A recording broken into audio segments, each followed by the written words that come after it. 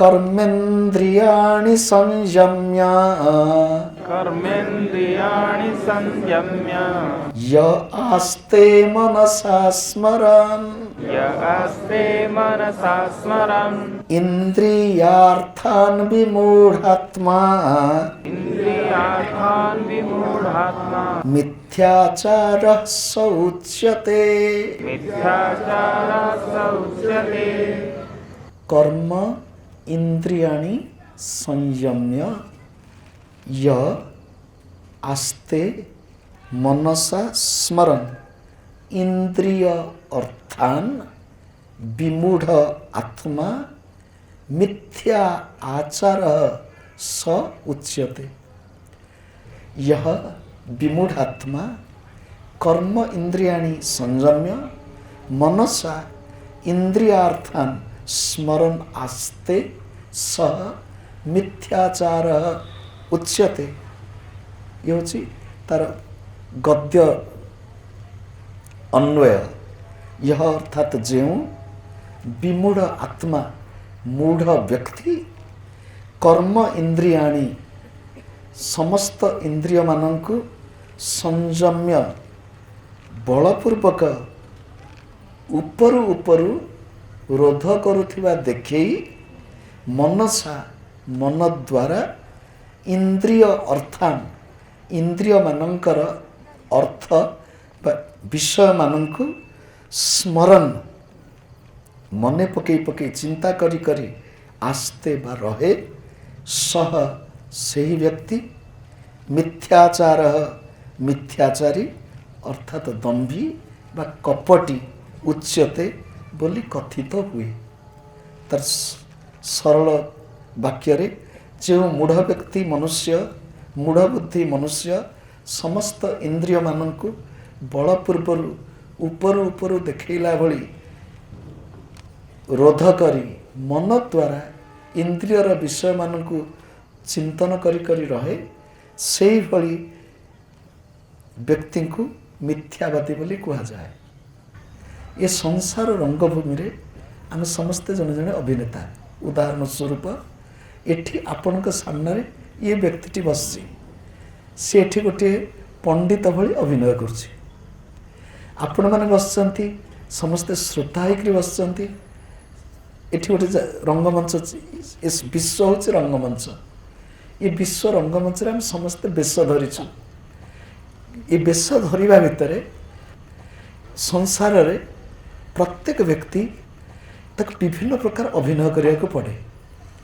उदाहरण स्वरूप गोटे माटी से माटी से जनकर स्त्री जनकर बोहू जनकर झिय कहार से माँ कहार से भौणी यही अनेक संपर्क जहाँ सांगे जेभली से भली अभिनय करी जाए। निज संतान सहित जो व्यवहार करे से भली व्यवहार सासु ससुर सहित नुह सासु ससुर सहित जो भली व्यवहार करे से भली व्यवहार बंधु बा बांधवी सहित नुह। आम समाज रे सकाल ठू राति पर्यंत निज निज अभिनय करुचु। अभिनय सेतिकी बेले सफल हुए जेतेबेले जे अभिनेता तार भितर बाहर टिके एक हो दी प्रकार कथा नथिबो छलना प्रवंचना कम थिबो। भगवत गीता रे भगवान जो कहले जो शब्द गुड़िए ये शब्द गुड़िक भितर टिके टिके जीवा कहले अर्जुन युद्ध बाहर नुह युद्ध भितर चलछि। प्रत्येक व्यक्तिर जीवन एक युद्ध क्षेत्र। ये जो युद्ध चली ये युद्ध आरंभ होइछि केबेठु ना जेबेठु तो ए संसार को आसीचु। केवल ए जन्म नुह लौकिक दृष्टि आम ए जन्म जेबेठु जन्म मातृगर्भ को गलुणी एवं शेष श्वास पर्यंत ये युद्ध चलिबो। से भगवत गीतार भगवान कहते तस्मात् सर्वेषु कालेषु माम अनुस्मर युद्ध च। हे अर्जुन तेणु सबु समय मते स्मरण कर एवं युद्ध कर। सबु समय अर्थात केवल युद्ध क्षेत्र नुह ये युद्ध प्रति मुहूर्त चली। दृष्टांत ଯୁଦ୍ଧ ଅର୍ଥାତ୍ ସଂଘର୍ଷ। ଆପଣଙ୍କ ଦେହ ଭିତରକୁ ଶ୍ୱାସ ଯାଉଛି ଆସୁଛି, ପ୍ରତି ଶ୍ୱାସ ଯେତେବେଳେ ଦେହ ଭିତରକୁ ପ୍ରବେଶ କରୁଛି ନାସା ଛିଦ୍ର ଦେଇ ଏକ ସଂଘର୍ଷ କରି ଭିତରକୁ ଯାଉଛି। ଯେତେବେଳେ ସେ ଶ୍ୱାସ ବାହାରକୁ ଆସୁଛି ସଂଘର୍ଷ କରି ପଦାକୁ ଠେଲିକିରି ବାହାର କରାହେଉଛି। ଅର୍ଥାତ୍ ପ୍ରତ୍ୟେକ ବ୍ୟକ୍ତିର ଶ୍ୱାସ ଏକ ସଂଘର୍ଷ ବା ଯୁଦ୍ଧ। ଦେହରେ ରକ୍ତ ସଞ୍ଚାଳିତ ହେଉଛି, ପ୍ରତି ମୁହୂର୍ତ୍ତରେ ହୃତ୍ପିଣ୍ଡ ତାର ସ୍ପନ୍ଦନ ମାଧ୍ୟମରେ ରକ୍ତକୁ ଠେଲିକିରି ବାହାରକୁ ବାହାର କରୁଛି, ପୁଣି ଭିତରକୁ ଆଣୁଛି, ପୁଣି ବାହାରକୁ ବାହାର କରୁଛି। ଏ ରକ୍ତ ସଞ୍ଚାଳନ ଗୋଟିଏ ସଂଘର୍ଷ ବା ଯୁଦ୍ଧ। ଉଦାହରଣ ସ୍ୱରୂପ ଆମେ ଅନ୍ନ ଗ୍ରହଣ କରୁଛୁ, ସୁସ୍ୱାଦୁ ବ୍ୟଞ୍ଜନ ନାନା ପ୍ରକାର ତିଅଣ ଭଜା ଆମେ ତାକୁ ପ୍ରସାଦ ପାଉଛୁ। ମୁହଁରେ ଗୁଣ୍ଡାଏ ଖାଦ୍ୟ ରଖିଦେଲା ପରେ ଦାନ୍ତ ଦ୍ୱାରା ଚୋବଉଛୁ, ଜିଭ ଦ୍ୱାରା ଏପଟ ସେପଟ କରୁଛୁ। ଏ ଚୋବେଇଟା ମଧ୍ୟ ଯୁଦ୍ଧ ସଂଘର୍ଷ। ତାକୁ ଯେତେବେଳେ ଗଳାଧକରଣ କରୁଛୁ, ଗିଳି ଦେଉଛୁ, ସେ ମଧ୍ୟ ସଂଘର୍ଷ କରି ଖାଦ୍ୟ ନଳି ଦେଇ ପରିପାକ ଯନ୍ତ୍ର ମାଧ୍ୟମରେ ମୁଖ ବିବରଠୁ ଆରମ୍ଭ କରି ବାୟୁ ମଳଦ୍ୱାର ପର୍ଯ୍ୟନ୍ତ ସଂଘର୍ଷ କରି ବାହାରି ଯାଇଛି। ଇଏ ତ ଅର୍ଜୁନ ନହି କଶ୍ଚିତ୍ ପଞ୍ଚମ ଶ୍ଲୋକରେ କୌଣସି ବ୍ୟକ୍ତି କ୍ଷଣେ ମାତ୍ର କର୍ମ କରି ନ କରି ରହିପାରେ ନାହିଁ। ତୁ ଚାହାଁ ବା ନ ଚାହାଁ ତୋ ଭିତରେ ଶ୍ୱାସକର୍ମ ଚାଲିଛି, ହୃତ୍ପିଣ୍ଡ କର୍ମ ଚାଲିଛି, ପରିପାକ କର୍ମ ଚାଲିଛି। ଅର୍ଜୁନ କେବଳ ସେତିକି ନୁହଁ, ତୋର ମନ ମଧ୍ୟ କାମ କରୁଛି। ଏଠି ବସି ରହିଛୁ ଚୁପ୍ ଭଳି ଜଣାପଡ଼ୁଛୁ, ପାଟି ସିନା ଚୁପ୍ କିନ୍ତୁ ମନ ଭିତରେ ତ ଚିନ୍ତା ଚେତନାର ସ୍ରୋତ ଚାଲିଛି। ଖାଲି ସେତିକି ନୁହଁ, ଅନେକ ସମୟରେ ପରସ୍ପର ବିରୋଧୀ ବିଚାରଙ୍କ ଯୁଦ୍ଧ ବି ଚାଲିଛି। ଅର୍ଜୁନ ପ୍ରତ୍ୟେକ ବ୍ୟକ୍ତି କର୍ମ କରୁଛି, କର୍ମ ହିଁ ଧର୍ମ। କିନ୍ତୁ ଯେଉଁ ବ୍ୟକ୍ତି କର୍ମଠୁ ଦୌଡ଼ି ପଳେଇ ଯିବା ପାଇଁ ଚାହେଁ, ଆଉ କର୍ମ ଫର୍ମ କିଛି କରିବିନି, ବହୁତ ହେଇଗଲା। ଭଗବତ ଗୀତାର 3ୟ ଅଧ୍ୟାୟର ଏହି ଶ୍ଲୋକରେ ଭଗବାନ ଯେତେବେଳେ କହୁଛନ୍ତି, କେତେକ ଲୋକ ଭାବନ୍ତି ମୋର କର୍ମ କରିବା କିଛି ଦରକାର ନାହିଁ, ହେଇଗଲା ମୁଁ ଚୁପଚାପ ବସିବି। କେତେକ ଏପରିକି ସନ୍ନ୍ୟାସ ମଧ୍ୟ ଗ୍ରହଣ କରିନିଅନ୍ତି, ମୁଁ ସନ୍ନ୍ୟାସୀ ହେଇଗଲି। ନାଁ ବଦଳିଗଲା, ନାଁଟା ସିନା ବଦଳିଗଲା, ପୋଷାକଟିଏ ବଦଳିଗଲା, ଭିତର ବଦଳିଗଲା କି? ସେଇଥିପାଇଁ ମୋର ଗୁରୁଦେବ କହନ୍ତି, ମନ ନ ରାଙ୍ଗାଏ କି ଭୁଲ କରିଲି, କାପଡ଼ ରାଙ୍ଗାଲି ଯୋଗୀ। ବାହାର କପଡ଼ାଟା ସିନା ମୁଁ ରଙ୍ଗୀନ କରିଦେଲି, କିନ୍ତୁ ମନ ତ ମୋର ରଙ୍ଗେଇ ହେଇନି। ଅର୍ଥାତ୍ ମୋର ମନ ସେଇ ଇଷ୍ଟ ପ୍ରେମରେ, କୃଷ୍ଣ ପ୍ରେମରେ, ଗୁରୁ ପ୍ରେମରେ ରଙ୍ଗୀନ ହେଇଯାଉ। ମୋର ମନ ଭଗବାନଙ୍କ ଚିନ୍ତନରେ, ସତ୍ କଥାରେ, ସତ୍ ଚିନ୍ତାରେ, ସତ୍ କର୍ମରେ ଲିପ୍ତ ହେଇଯାଉ।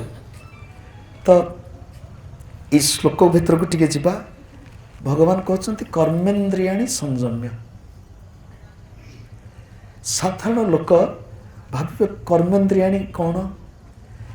ଇନ୍ଦ୍ରିୟ ଶବ୍ଦ ଏକ ନପୁଂସକ କ୍ଲିବଲିଙ୍ଗ ଶବ୍ଦ। ପୁଷ୍ପମ୍ ପୁଷ୍ପେ ପୁଷ୍ପାଣି, ଇନ୍ଦ୍ରିୟମ୍ ଇନ୍ଦ୍ରିये ଇନ୍ଦ୍ରିୟାଣୀ, ଫଳମ୍ ଫଳେ ଫଳାନି। ତ ଭଗବାନ ଏ ଶରୀରଟି ଆମକୁ ଦେଇଛନ୍ତି। ଆଜି ଟିକେ ସହଜ ସରଳ ଭାବରେ ବିଚାର କରିନେବା। ଏ ଯେଉଁ ଦେହଟି ଭଗବାନ ଦେଇଛନ୍ତି, ଏ ଦେହଟିରେ କେତୋଟି ଛିଦ୍ର ଅଛି, କେତୋଟି ଛିଦ୍ର ଅଛି। ଉଦାହରଣ ସ୍ୱରୂପ ଦେହକୁ ଯଦି ଆମେ ଗୋଟିଏ କଳସୀ ବୋଲି ଧରିବା, ଏ କଳସୀରେ କେତୋଟି ଛିଦ୍ର ଅଛି। କଳସୀ ଭିତରେ ଯଦି ଦୀପଟିଏ ରଖିଦେବା, ଦୀପର ଆଲୋକ ସବୁ ଛିଦ୍ର ଦେଇ ପଦାକୁ ପ୍ରକାଶିତ ହେବ, ଦେଖାଯିବ। ଯେତୋଟି ଛିଦ୍ର ଥିବ ସେତିକି ଆଲୋକ ରେଖା। ଏ ଶରୀର ରୂପକ ପାତ୍ର, ଏ ଶରୀର ଜୀବନ ରୂପୀ ପାତ୍ରରେ ସବୁ ଛିଦ୍ର ହେଉଛି, ଇଏ ଛିଦ୍ର, ଇଏ ଛିଦ୍ର, ଇଏ ଛିଦ୍ର, ଇଏ ଛିଦ୍ର, ଇଏ ଛିଦ୍ର, ଏମିତି ଛିଦ୍ର ଅଛି। ଆପଣ ପଛରେ କେତୋଟି ଛିଦ୍ର ଅଛି? ଭଗବତ ଗୀତାରେ ଭଗବାନ କହୁଛନ୍ତି ନବଦ୍ୱାର ପୁରେ ଦେହି। ଏ ଦେହରେ 9ଟି ଛିଦ୍ର ଅଛି। ଆପଣ ପଚାରେ 9ଟି କ'ଣ? दुई आखि दुई कान दुई नासारंध्र 6 मुख 7 8 9 मलद्वार एवं उपस्थ जननेन्द्रिय ये हूँ 9 जोगी मैंने कहे 9 9 10 नवद्वार को 10 द्वार करदे कल 10 द्वार पुणी कौन ना 10 द्वार हूँ छोट पिलार मुंड पर गोटे दुखु दुखी थाए कौड़िया पिला तार मुंड पर दुखु दुखी थाए से दुखु दुखी को 10म द्वार बोली कहती से बंद हो जाए से टाण भी हो गला जन्म पर कहते 11 द्वार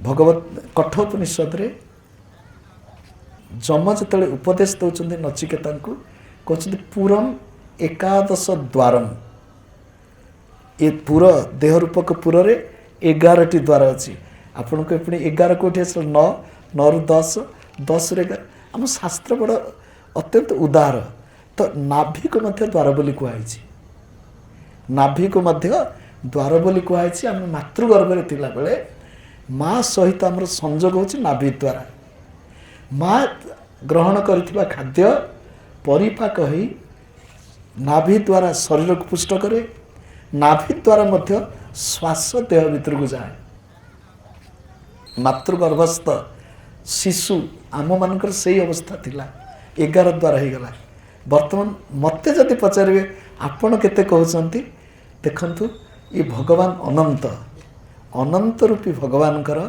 ये जो विश्व ब्रह्मांड सृष्टि ये मध्य अनंत ब्रह्मांड माळ माळ होई तो लोमकूपे विराज होई ये देह मध्य गोटे छोटिया ब्रह्मांड ये देह रे जेते लोमकूप ये गोटे गोटे द्वार ये द्वार दे झाल बाहर ये लोमकूप मान मध्य द्वार छाड़ी दियंतु एठी पळे आसंतु ये देह 3टी देह आमको देखा जाउची गोटिए देह ये देह गोटिए नुह ये 3टी तो आम समस्त 3टी देह अच्छी स्थूल शरीर जोटा आम देखुचु सूक्ष्म शरीर एवं कारण शरीर सूक्ष्म शरीर होची 10 इंद्रिय 5 कर्मेन्द्रिय 5 ज्ञानेन्द्रिय 5 प्राण मन बुद्धि अहंकार चित्त आकु नैकरी सूक्ष्म शरीर आज यही कर्मेन्द्रियाणी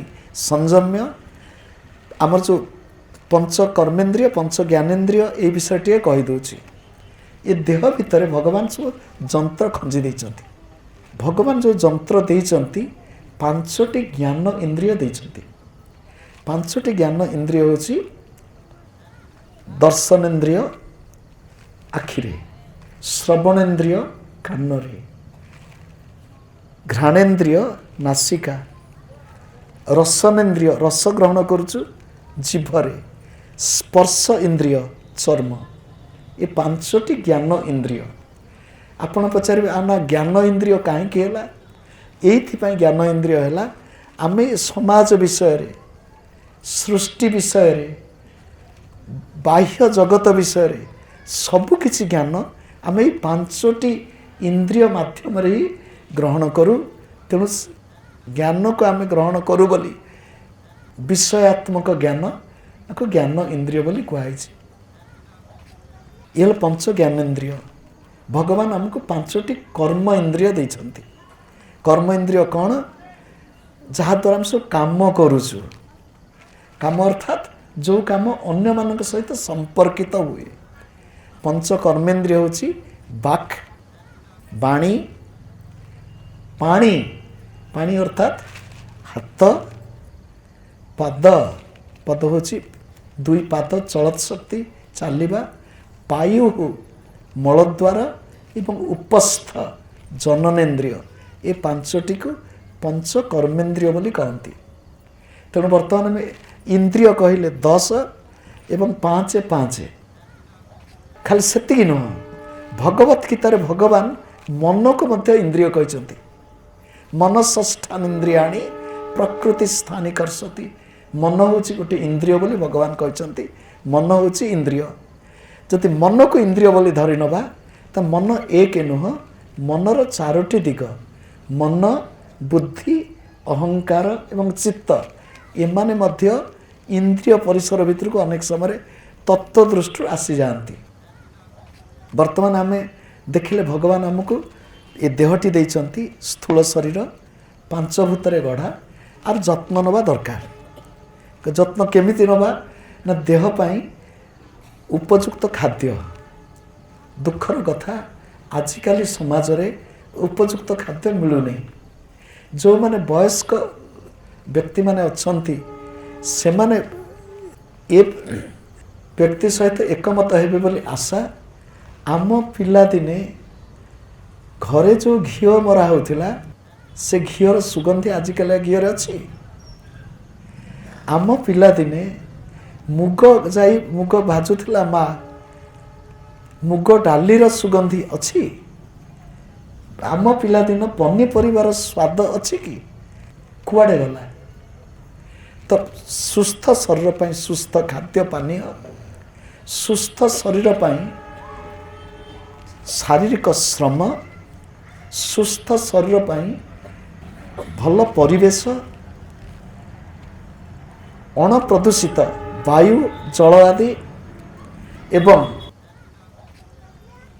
उचित परिमाण निद्रा ये दरकार देवा पाई। स्थूल शरीर भगवान जो सूक्ष्म शरीर देइचंती ये सूक्ष्म शरीर होची पंच कर्मेंद्रिय पंच ज्ञानेन्द्रिय पंच प्राण एवं मन बुद्धि अहंकार चित्त। वर्तमान आपण को ये जो इंद्रिय मानकर टिके जोग साधना सहित देह भितर सेमानक संपर्क सहित विषय परिचय कराई दो। आम मनकर देह जहाँ आम देखुचु तार सबुठार सार वस्तु होची मस्तिष्क। जार मुंड टिके गोलमाल हो गला ना ता जीवन गोलमाल हो जीव। उदाहरण स्वरूप उच्च शिक्षाविद जी तांकर सारा जीवन कटेइचंती शिक्षा साधना पढ़ी पढ़ई निज जीवन गढ़ी अनेक पिलांकर जीवन गढ़ई देइचंती। मस्तिष्क शेष पर्यंत ठीक रहू जदि भूलिलु शेष श्वास पर्यंत इष्ट स्मरण रहू जदि मस्तिष्क टिके एपट सेपट हो ये मस्तिष्क हूँ भारी मूल्यवान। मस्तिष्क जो वस्तु रे गढ़ा से वस्तु मेरुदंड भीतर दे तल आड़ को बोई आसी साप लांगुड़ भलिया एवं व्यक्ति जीवन को मेरुदंड एवं मस्तिष्क ही नियंत्रण करे। मेरुदंड एवं मेरुदंड मस्तिष्क जार सुस्थ तार जीवन सुंदर। आजिकाली देखिए अनेक लोक कहते मोर अंटा दरज अनेक लोक कहते मोर बेकरे कष्ट अनेक लोकंकर मेरुदंड जनित रोग। मस्तिष्क मेरुदंड भितर जोग साधन कहुई 7टी शक्ति केन्द्र अच्छी ताकू सप्त चक्र बोली कहते। मूलाधार स्वाधिष्ठान मणिपुर विशुद्ध आज्ञा सहस्रार 7टी चक्र। ये 7टी चक्रु 5टी चक्र जहाँ मेरुदंड भितर अच्छी ये 5टी चक्र रे पंच महाभूत सूक्ष्म भाव रही। मूलाधार रे माटी कीर्ति स्वाधिष्ठान रे जल मणिपुर रे अग्नि अनाहत रे वायु विशुद्ध रे आकाश ये पंच महाभूत। आम माटी उपरे बसीचु पानी व्यवहार करुचु अग्नि ये देह भितर अच्छी बाहर अग्नि अच्छी ये देह भितर अग्नि अच्छी। कभी देह भितर अग्नि अच्छी बोली केमिति कहउछन सत्तरे अग्नि अर्थात सूक्ष्म सत्ता। बाहर अम्लजान न रहिले दीप जलिब नाही देह भितर को अम्लजान न गले जीवन प्रदीप जलिब नाही। तेणु बाहर जमती बत्ती जलुची भितर सेमती जीवन प्रदीप जलुची। अग्नि अच्छी वायु अच्छी आमे वायु बाहर वायु ग्रहण करचु श्वास माध्यम रे वायु को छाड़ुचु। आकाश ये देह भितर गोटे शून्य स्थान अच्छी, ये देह मध्य शून्य स्थान भितर रोचे। आकाश अर्थात मो दी हाथ भीतर जो फांका जगह आकाश, ये शून्य आकाश थिला केते ऊपर पर्यंत। आम ये 3 दिन पाई ऊपर टे कपड़ा बांधी आकाश को एक सीमा रखीदेवु, असीम को एक सीमा भितर प्रकाशित कर दौचु। असीम आकाश को ये देह रूपक सीमा भितर भगवान देह टी छोटिया देह करचंती, कहा देह टी बड़ करचंती। तो ये पंचचक्र पुणी कही दौच देखंतु, ये जो मूलाधार जो माटी मोर गुरुदेव कहते हैं टंका पैसा जगह, ये हूँ टंका पैसा जगह। आपड़ देखते जहाँ टंका पैसा कह सो माटी अर्थात टंका पैसा अर्थात कौन कह जमबाड़ी, घरद्वार, सुना, रूपा, ये जहाँ कहीजिव सब माटी आसी, ये सब माटी आ से पुणी दिन माटी मिसिव। ये हूँ माटी, ये हूँ टंका पैसा जगह, ये हूँ जल, जल हूँ पानी, कामना वासना ये हूँ जलर खेल।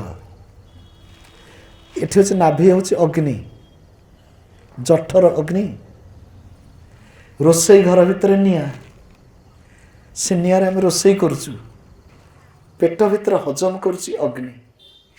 हृदय चक्र वायु, वायु हूँ बाहर वायु भितर श्वास, कंठ चक्र आकाश।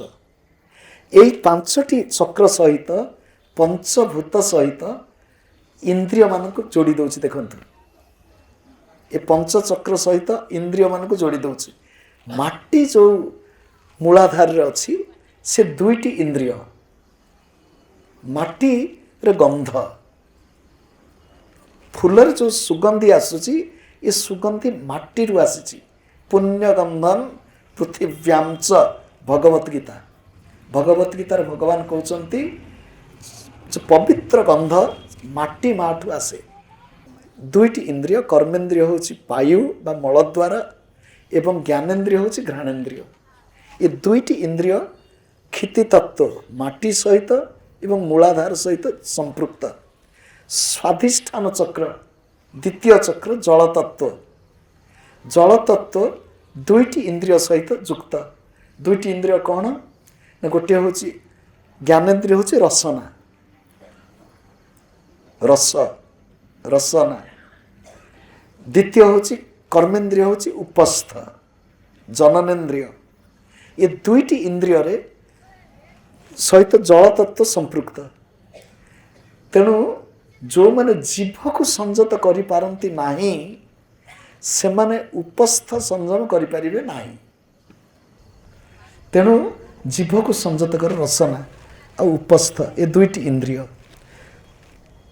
नाभि चक्र, मणिपुर चक्र, अग्नि तत्व, ये 2टी इंद्रिय, गोटे कर्मेन्द्रिय गोटे ज्ञानेन्द्रिय। ज्ञानेन्द्रिय हूँ दर्शनेन्द्रिय, आखि, आखिरे जो देखुचु आलुअरे देखुचु। आखिर मध्य देखिबा शक्ति की आम ज्योति बोली कहूँ। आखिर ज्योति टिके कमी गलानी, आम आखिर ज्योति बोली कहूँ। तो एठी हूँ केवल सेतिकी नुह, जोगी माने कहउचंती बाम चक्षुरे चंद्र, दक्षिण चक्षुरे सूर्य एवं तृतीय नेत्र सेठी अग्नि। ये अग्नि तत्व। ज्ञानेन्द्रिय हूँ चक्षु एवं कर्मेन्द्रिय हूँ आखिरे देखिब, पादरे चलिब। आखि देखिला फूलटी, पाद दौड़ी जाऊँगी फूलटी छिंडे पकाइवाई। तो आखि देखिब, पाद दौड़, परस्पर सहित संपर्क रखिंट। तो अग्नि तत्व 2टी इंद्रिय, गोटे हूँ दर्शनेन्द्रिय, गोटे हूँ पद चलत शक्ति। हृदय रे हूँ वायु तत्व, वायु हूँ पवन। ये हूँ 2टी इंद्रिय को नियंत्रण कर कौन आपड़ देखु हाथ टी हल देवे, छुईबे ना, किंतु वायु द्वारा आप स्पर्श अनुभव करदे, देह को पवन लगुच स्पर्श इंद्रिय चर्म एवं हाथ द्वारा स्पर्श करुचु एठी आउ टिके पदे कहीदेवा निजर विचार को स्पष्ट देहरे जेतिकी इंद्रिय अच्छंती से माने गोटे गोटे जगार निर्दिष्ट स्थान रे रहिचंती अर्थात आखि एठी अछि एठी नाही नाक एठी अछि एठी नाही जीव एठी अछि एठी नाही तो प्रत्येक इंद्रियर गोटे गोटे निर्दिष्ट स्थान अछि किंतु ए देहरे चर्म इंद्रिय स्पर्श इंद्रिय कोठी नाही बड़ सांघातिक आपण भावंतु ये स्पर्श इंद्रिय समग्र देह एठी छुईले स्पर्श एठी छुईले स्पर्श जोठी स्पर्श इंद्रिय आ स्पर्श हाथ द्वारा ये दुई इंद्रिय से हृदय बड़ सांघातिक हृदय हूँ सांघातिक कहीं ना हृदय जदि हृदयेश्वर प्राणेश्वर कृष्ण हूँ श्रीराम हूँ यदि न बसैल सेठी जदि हृदयर भाव प्रवणता प्रबल हो संसार छटपट हो जाऊ कंठ कंठ हूँ आकाश तत्व शब्द मूलकम आकाशम आकाश हूँ शब्द तेणु ए शब्द मुहर शब्द सृष्टि करुचु बाक कर्णर शब्द शुणुचु प्रत्येक व्यक्ति तार निजर कथा को प्रथम निजे शुणे अन्य माने परे शुणती आउ थे टिके शुणु प्रत्येक व्यक्ति तार निजर कथा को निजे आग शुणे परे अन्य माने शुणती तेणु ये पांचटी चक्र पंच कर्मेन्द्रिय पंच ज्ञानेन्द्रिय एवं पांचटी विषय हूँ कौन शब्द स्पर्श रूप रस एवं गंध ये पांचटी विषय ये समग्र सृष्टि यही पंच विषयात्मक सृष्टि आ छ नहीं रूप प्रत्येक व्यक्तिर अलग अलग रूप शब्द प्रत्येक व्यक्तिर कंठस्वर अलग पशु पक्षी कंठस्वर अलग निज पोषा गाईटी हो सी कंठस्वर जानिक दौड़ी पलि आसो तो ये हूँ पंच विषय शब्द स्पर्श रूप रस एवं गंध ये पंच विषय वर्तमान श्लोक को चली आसतु भगवत गीता षष्ठ तृतीय अध्याय षष्ठ श्लोक रे भगवान कहते कर्मेन्द्रियाणि संयम्य कर्म ये साधारण लोक अर्थ कर दियंती कर्म इंद्रिय को संयम करी अर्थात बसीगली गोड़ मोड़ देकर कि पद्मासन बसीगली हाथ को एमती रखीदेली बसीगली मु कर्मेन्द्रियाणि संयम्य कथा कहूनी कर्मेन्द्रियाणि संयम्य ये हूँ साधारण अर्थ कर्मेन्द्रियाणि संयम अर्थात बाहर दृष्टि ये कर्मेन्द्रिय को संयम करी मन रखंतु मलद्वार आ उपस्थ ये प्राय संजत पायखाना को जो जावाक दरकार पड़े जाऊँ ना कौन सब जाऊँ पाटीटा बक बक बक बक हो कर्मेन्द्रिय भितर पाटीटा सबुठ बेसी काम करे उपस्थ जननेन्द्रिय तार मध्य प्रयोग निर्दिष्ट समय निर्दिष्ट परिवेश किए तेणु ये हूँ कर्मेन्द्रियाणि संयम्य किंतु तार टिके गभीर अर्थ होची एठी भगवान जो कर्मेन्द्रियाणि संयम्य कथा कहते से कर्म इंद्रिय कथा खाली कहना कह कौन ताल कहते से कहे कर्मक्षम सर्वेन्द्रियाणि संयम्य कर्मक्षम सर्वेन्द्रियाणि संयम्य अर्थात देहरे थिबा समस्त इंद्रिय को एठी संयम जो शब्दटी प्रयोग कराई ये संयम बर्तमान इंद्रियाणि कर्मेन्द्रियाणि ज्ञानेन्द्रियाणि सर्वेन्द्रियाणि ये सब इंद्रिय विषय टिके जानीगले बर्तमान संयम विषय टिके आसवा संयम शब्दर मूल शब्द हूँ जन्म संयम शब्दर मूल शब्द हूँ जन्म एवं जम शब्द मध्य यम धातु रु निष्पन्न। तेणु संयम शब्द रु जम नियम संयम जम शब्द रु सृष्टि होती। ये जम गोटे बढ़िया शब्द। ये जम शब्दर केते गुडे अर्थ आम टे बुझी नवा आम बुझापी जीवन उपयोगी मत। जम शब्द अर्थ हूँ जाँला। जम शब्द अर्थ हूँ जाँला। कब जाँला हूँ अर्थ कौन ना एकाठी परपर होकर जन्म होती। जम शब्द अर्थ हूँ जुग्म। जम शब्द अर्थ हूँ संलग्न हो। प्रत्येक व्यक्ति जाँला कहे कौन ना देह जन्म होती। ये देह सहित प्राण मध्य आसी से प्राणर गोटे ना हूँ सहज। भगवत गीतार सहज कर्म बोली अच्छी। सहज अर्थात सह जायते इति सहज सांग होइचे जन्म होइचे। मु जो आसिले मो सहित श्वास आसी ए श्वास केते दिन चलो जना नहीं।